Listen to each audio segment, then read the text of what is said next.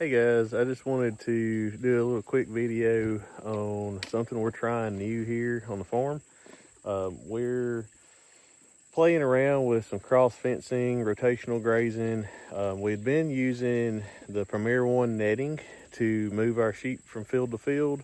The netting just gets kind of saggy and heavy, and especially with as much rain as we've had this year, the grass is just growing up through that netting so quickly.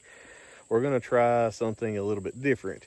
I'm going to show y'all, it's called a Strainrite geared reel. And we've got some electric, basically braided type twine that we're using on this reel.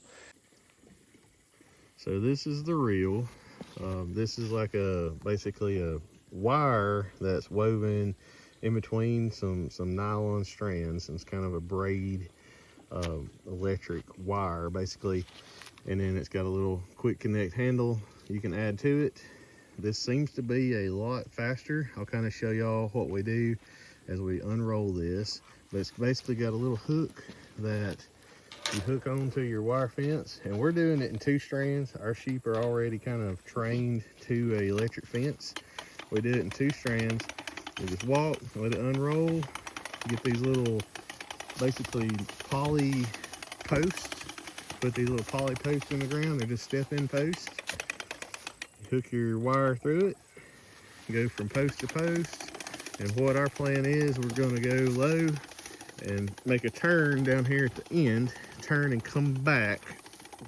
And when we come back, we hook that actual reel to the electric wire, the perimeter electric wire, and it makes all of this hot at that point, electrifies it.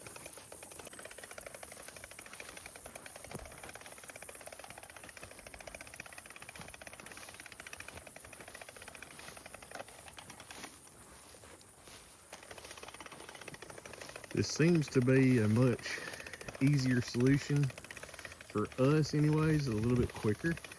And our sheep, they don't test electric fence, so we're gonna see how well it holds up.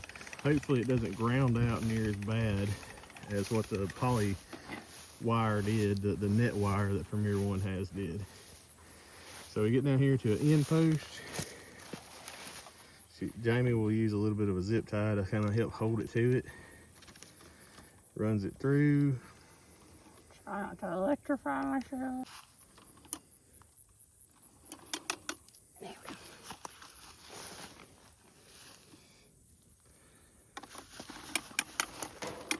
Oh, okay. There we go.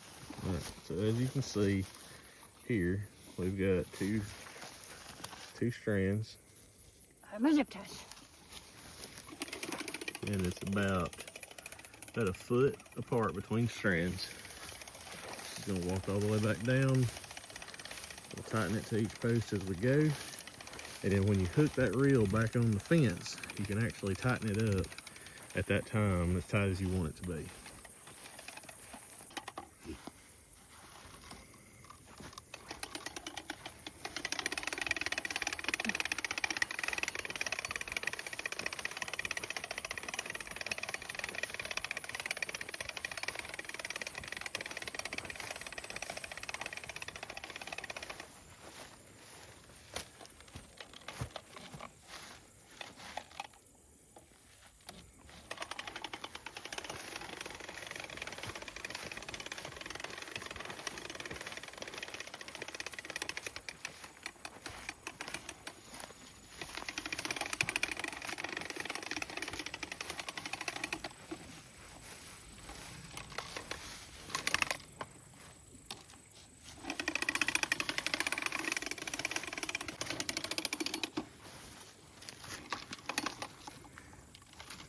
So it locks in. She's basically got a little gear right there.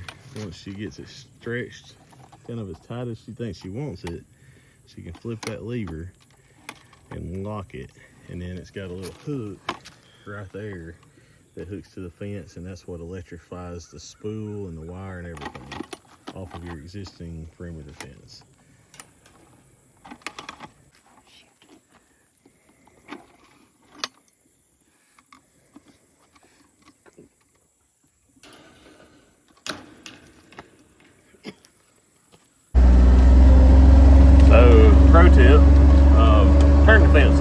start working with electric.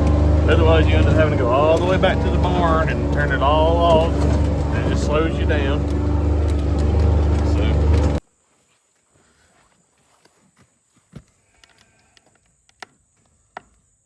power off. So we're sectioning off, rotationally grazing. You can see basically all the way down there, and then we've got another strip running across the pasture that way to the other side of the tree line. This stuff, as much grass is growing this year, I feel like this wire style cross fencing is going to be better for us than the mesh style. Any little bit of grass gets up in that. Technically, with that poly fence, you're supposed to keep the grass cut off of it, but we can't stay ahead of it. We've been blessed with rain this year, and it's just been hard to keep the fence from grounding out. So this method's going to work, hopefully, a little bit better for us. So basically, this has a hook, and then it's got these two smaller hooks. The way it's intended is to clip onto the fence. So basically, clip it onto the fence with the short side, so the electric makes contact more evenly. Instead of it just touching this one spot, you get more conduction that way. So let's talk about briefly the importance of rotational grazing. I've talked about it a little bit in another video, a little bit more in depth, but basically, if your sheep are constantly grazing over top of where they're pooping and the grass gets trimmed and eaten down really short, I say less than 6 inches really is too short, they're going to be at a higher risk of parasites. They're going to be ingesting those parasite eggs more. So it's a good idea to rotationally graze them, move them from one pasture to the next, keep them on a fresh pasture with long, greater than 6 inch length grass blades. That way they're not constantly reinfesting themselves with parasites. Another side of that is the health of your pastures too. So if you've got a sheep or animal, cow, horse, whatever it is, that is constantly grazing that grass down, chewing it down to a nub where there's not a lot left, you're losing nutrients. Your grass, the forage, it's not holding as much nutrient in it as what it should have. Eventually you'll get a pasture that has no grass growing in it. It's all going to just end up being weeds, and believe it or not, weeds aren't good for animals. They don't grow off of weeds. So good forage, good quality grass, rotationally grazing, not only healthy for your sheep, but it's healthy for your pastures as well. This is the pasture of little rams that we have. This is why we are doing the rotational grazing. We've had these guys, which we've got more rams this year than we needed to have at this point. It's just been, we had more rams in this lamb crop this year than we did last year. This is our traditional ram pasture, and we rotate it from here to here usually. This is growing up, but it's still a little stunted, and we don't usually put them on this pasture as close as we are to lambing. We save this pasture for our lambing pasture. We pull the mamas up with the new babies. So as you can tell, these boys have really hit this pasture hard. Yeah, there's a lot of weeds. It's a lot more of a slope, pretty steep pasture from what you can tell in here. So it's really hard to get in here with the tractor and do anything with that. But they have really grazed this down super short, a lot shorter than what I like for it to be. So we're going to try to move these boys to that back pasture, fresh pasture. Hopefully our new system for hot fence, electric fence, hopefully that keeps them out of the pastures and we're able to rotate them a little easier.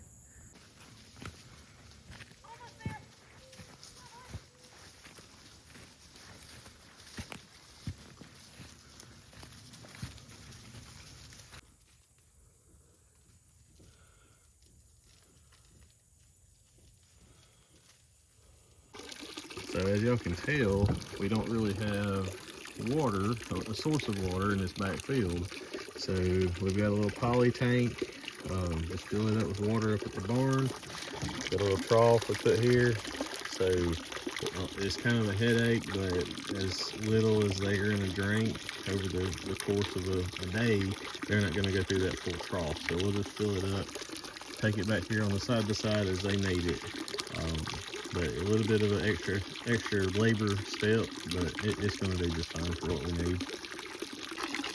Just put a little garden hose nozzle on that little poly tank, and it's just filling up our trough like it should. Just got to back up over the trough for it to do it.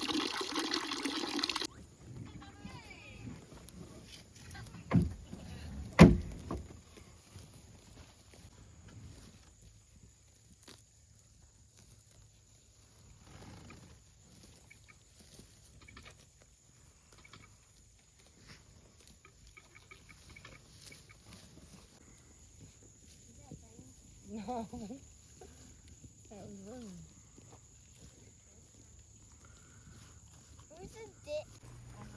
Alright guys, so that wraps up this video of our new poly fence that we're putting up. I will update y'all as the year goes on, kind of let you know how this holds up, this new method versus the net wire. But I'm going to link a description to everything down below. Thank y'all for watching, and see y'all on the next one. No, right there, Briggs. Those brownies, right there. You just walk right past her. Right, Riggs. That one. Yeah. That's your buddy. Give her hugs. Oh.